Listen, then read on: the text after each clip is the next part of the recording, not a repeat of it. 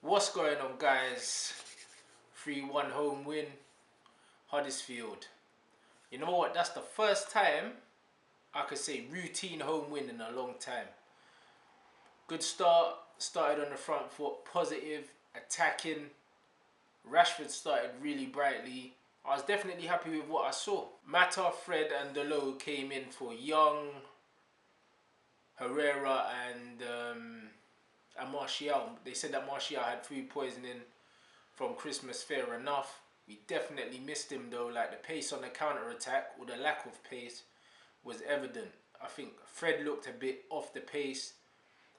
He hasn't played too much, and I think the pace of the Premier League is going to take him a while to get used to.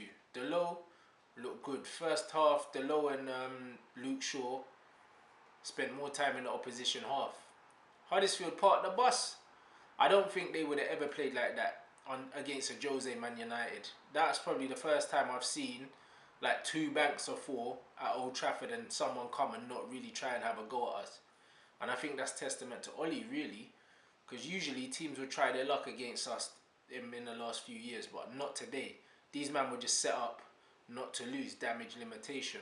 Rashford looked fearless, pressing from the front, like the Rashford of England. As I was saying, I don't think him or Martial have developed under Mourinho in the last 2.5 years, and it's good. In a couple games, I'm starting to see Marcus Rashford come out of his shell now, looking more like the Rashford that plays for England.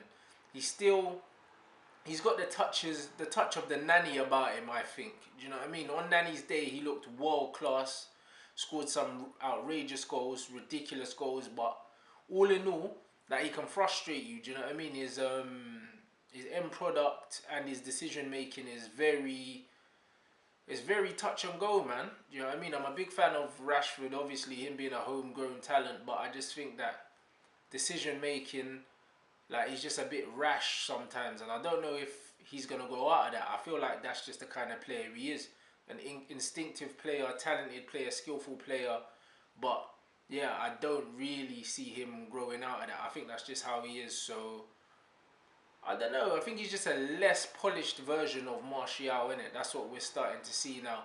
And I think as long as we accept that, we know we're going to get good games. We know we're going to get bad games from Marcus. But I was happy with his performance overall. He stretches the defence. His movement's good.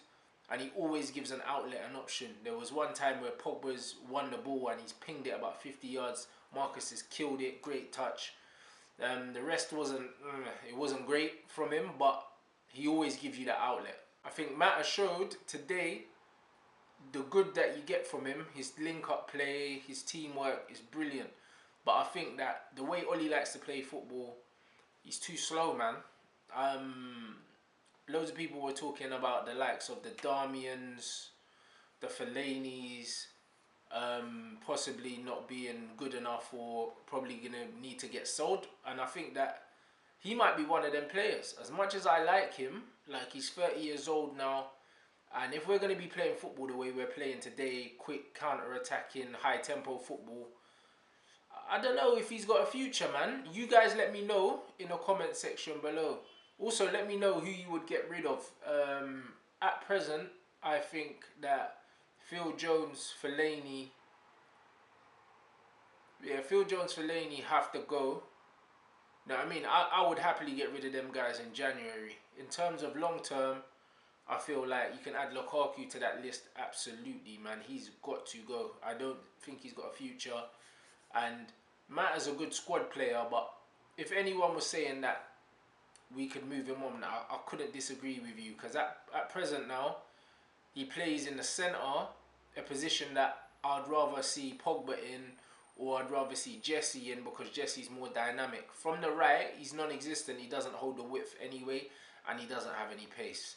So it's a tough one, because he's a good squad player, but if people were saying that they would get rid of him, like, I would understand. David De Gea, man's an alien, innit? Absolute alien. Obviously, Matic got the first goal, but De Gea was up to his usual madness, fam. Like, I feel like it's every game De Gea does something where I say, you know what, this guy's not human.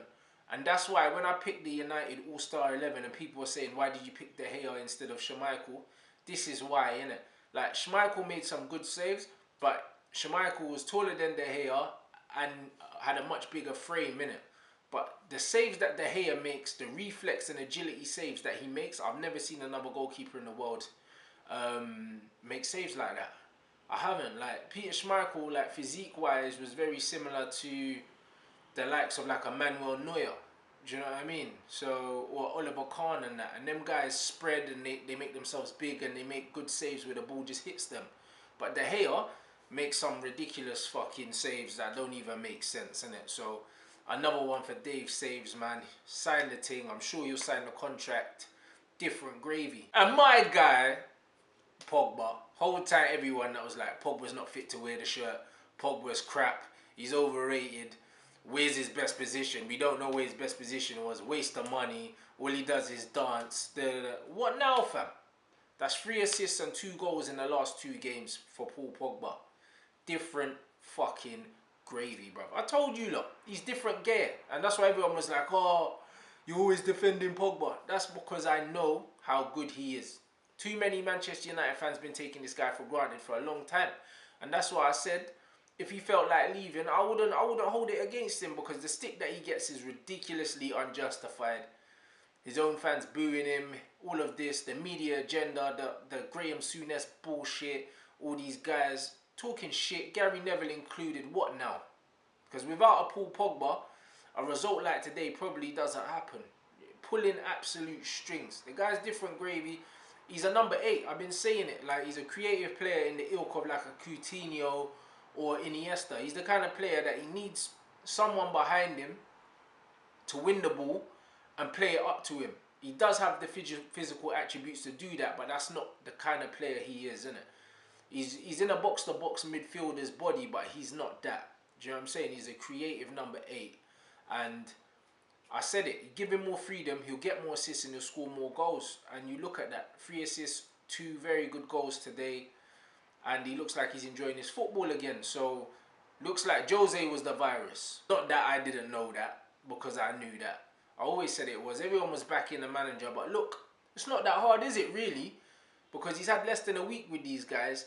And we've got 2 very positive performances. And it's no more than him going out there and just telling the guys, enjoy your football, play on the front foot, attack, and make things happen. The little intricate one-touch play and all of that, our players already have that in their locker. That's not something that they're learning now.